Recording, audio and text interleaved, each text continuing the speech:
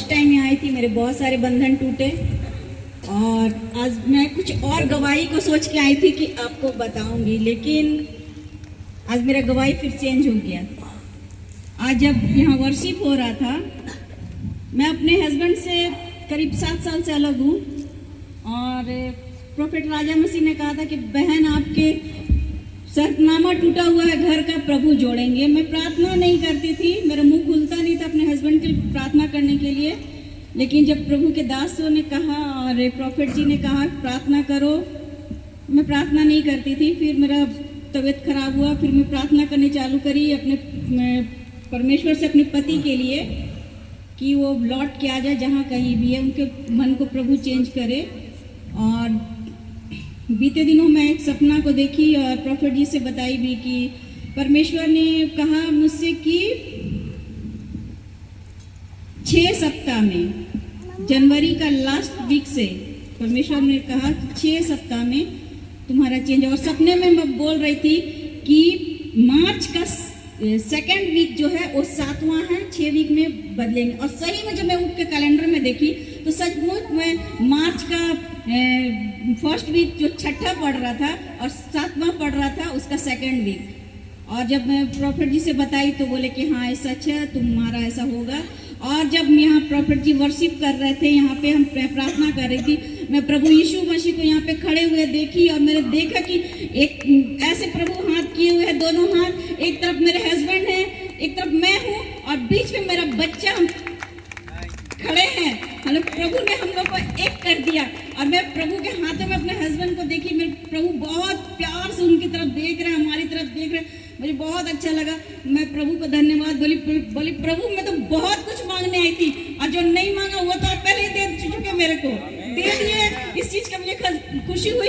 और अब क्या मांगू मैं आपसे, जो मेरा सरनामा टूटा हुआ था वो तो आपने जोड़ दिया, जो चीज मुझे चाहिए थी कि मेरे घर का खुशी लौट आए, अब तो दे दिया। अब मैं आपसे क्या मांगू, आपने मुझे सब कुछ दे दिया प्रभु।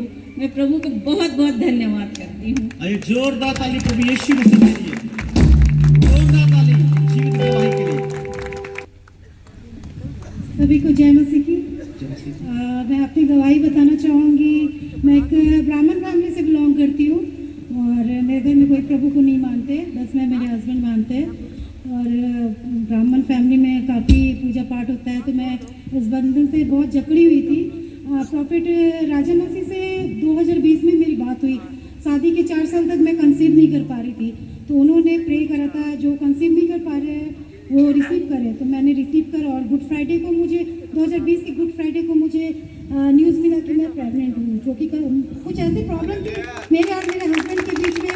मतलब कुछ ऐसा प्रॉब्लम था उनके साथ कि मैं कंसीव नहीं कर पा रही थी। लेकिन जब प्रॉफिट जी की भविष्यवाणी को मैंने रिसीव करा तो परमेश्वर ने मुझे एक प्यारी बेटी से नवाजा।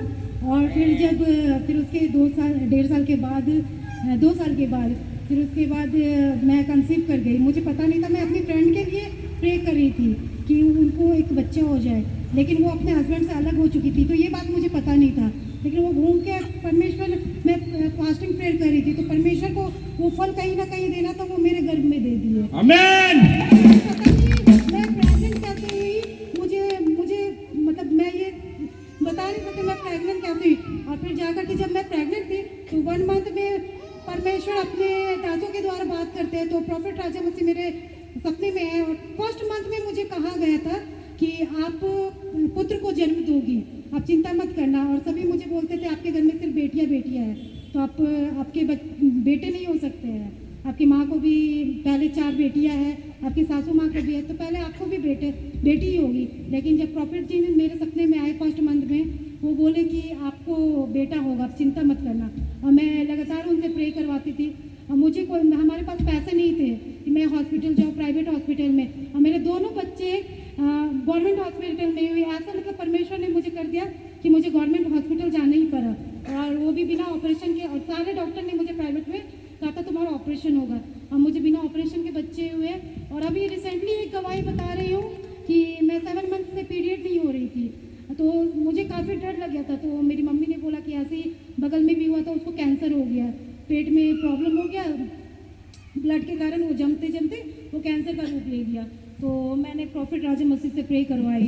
7 महीने के बाद मुझे दिमाग आया कि नहीं मुझे प्रे करवाना चाहिए, तो मैं प्रे करवाई इनसे। तो ये मुझे बोले कि आप आज ही ठीक हो जाएगा आपका सब कुछ, और मतलब 2 दिन भी नहीं बीता था मेरा पीरियड हो गया। तो इसके लिए मैं प्रभु को और प्रॉफिट राजा मसीह को बहुत धन्यवाद देना चाहूँगी। मैं कहूँगी जो भी प्रॉफिट राजा मसीह को नहीं सुनता है, लेकिन प्लीज़ आप विश्वास करके प्रभु पे के वचन को सुने। वो बहुत अच्छी भविष्यवाणी करते हैं, बहुत अच्छा वचन बताते हैं। आप लोग की ज़िंदगी सुधर जाएगी। अगर जो भी उस गलत राह पे चल रहे हैं, आप एक बार उनको सुनना शुरू करो, परमेश्वर खुद ब खुद आपके पास आ जाएंगे। Praise the Lord. Amen amen. Thank you. Praise the Lord. और मैं ये गवाही पहले से शेयर करते आ रहा हूँ, आज फिर से उसको फिर शेयर करता हूँ। और आज अमृत भाई का बहुत बहुत शुक्रिया और हिमांशु भाई का शुक्रिया, क्योंकि मैं 14 जनवरी को मुंबई से चला हूँ। मैं government servant, GST centre of excise में सुपरिटेंडेंट हूँ। 14 से 26 जनवरी तक मेरी छुट्टी थी। उसके बाद मैंने छुट्टी को एक्सटेंड कर दिया। वो पास हुआ नहीं हुआ मुझे नहीं पता, बट मैं एक मिशन को लेके चला था। और यहाँ पे राजा मसीह जो बताया कि भाई पूरे झारखंड को हमको चंडीगढ़ बनाना है, जो सवेरे में भाई हिमांशु के साथ बोल रहा था, और इसी सपना को लेके मैं मुंबई से चला था। हम लोग के पास इतनी संसाधन है, इतने रिसोर्सेज है, इतने टैलेंटेड है, बट आज हम लोग बहुत गरीब हैं। मैं नौकरी करने वाले को अच्छी तरह उसको छुट्टी मिलना पड़ा था। मैं तो इतनी छुट्टी मारता हूँ, लोग परेशान हो जाते, तुम छुट्टी ले कैसे रहे हो। और प्रभु का धन्यवाद हो। मैं छोटी सी गवाही यही बात करना चाह रहा था, जो अभी लोगों ने कहा कि मैं अकेला चला था, मुझे नहीं पता था कि मैं किन 300 लोगों से और कौन कौन ये सपना देखते हैं कि हमें we have to change the entire people. जो आप बैठे हैं, हालेलुया, उसकी हर चीज ना आत्मिक स्थिति, मतलब परमेश्वर का राज्य को यहाँ स्थापित करना, उसकी ब्लूप्रिंट उसने मुझे छाप दिया था। और मैं सोच रहा था कैसे पूरा होगा, और यहाँ आकर के मुझे वो ब्लूप्रिंट पूरे दिख रहा है कि पूरे झारखंड में हम कुछ करने जा रहे हैं। और मेरा एक ही मिशन लेके आया हूँ कि मैं पूरे मसीह हैं, चाहे किसी भी कलीसिया को, सबसे पहले उनको लाइव कनेक्टेड कर दूं। उसके बाद जितने भी जो नहीं हैं, जो परमेश्वर का वचन से अब तक अछूता है, उसके अंदर भी घुस जाऊं। उसके बाद मैं वापस मैं अपने जॉब पे जाऊंगा। ये मिशन को लेके अकेले चला था। और यहाँ आते आते आरसी चर्च के बिशप फादर, जीएल चर्च के बिशप, पेंटिकोस्टल के हेड ऑफ द चर्च, उनसे, और आज इन भाइयों से। और सर ने बोला कि कुनगड़ी सब मुझे, मैं याद ही नहीं कर पा रहा हूँ कहाँ, लेकिन राजा मसीह ने वो चीज़ कहा, मेरे तो फ्लैश हो गया कि नहीं, मैं अकेला नहीं हूँ, परमेश्वर ने तो बीज बो दिया है, अब तो हमें उसको बड़ा हो रहा है। और एक इस बार हम लोग इतिहास रचने जा रहे हैं। Thank you. जब मैं आपके लिए प्रार्थना कर रहा था, मैं एक चीज को देखा कि आपके अंदर परमेश्वर की बहुत बड़ी बोझ है, और बहुत दिन से आप संकोच में थे, है ना, संकोच में थे। समय कम रहने के कारण मैं बहुत के लिए प्रार्थना किया। परमेश्वर ने एक चीज, परमेश्वर ने वरदान दिया, अगर मैं किसी को छू या टकटकी लगा कर देखूं, जितने को हमें जानते हैं, यहाँ पर है बहुत कोई, कुछ लोग इधर है, कुछ लोग उधर है, अगर मैं देखूं तो उसके लाइफ के बारे में परमेश्वर बताता है हमें। उनके जीवन के बीमारी है तो उनको भी बताता है, उनके अंदर परमेश्वर के बारे में बोझ है ना, वो भी बताता है। ठीक है, तो मैंने देखा कि आपके अंदर बोझ है, लेकिन ना आप ना बहुतों को सुनना छोड़ दो। मैं बता रहा हूँ, परमेश्वर आपसे बातचीत करना चाहता है। परमेश्वर आपके लिए रास्ता खोल रहा है यीशु मसीह के नाम से। आमीन।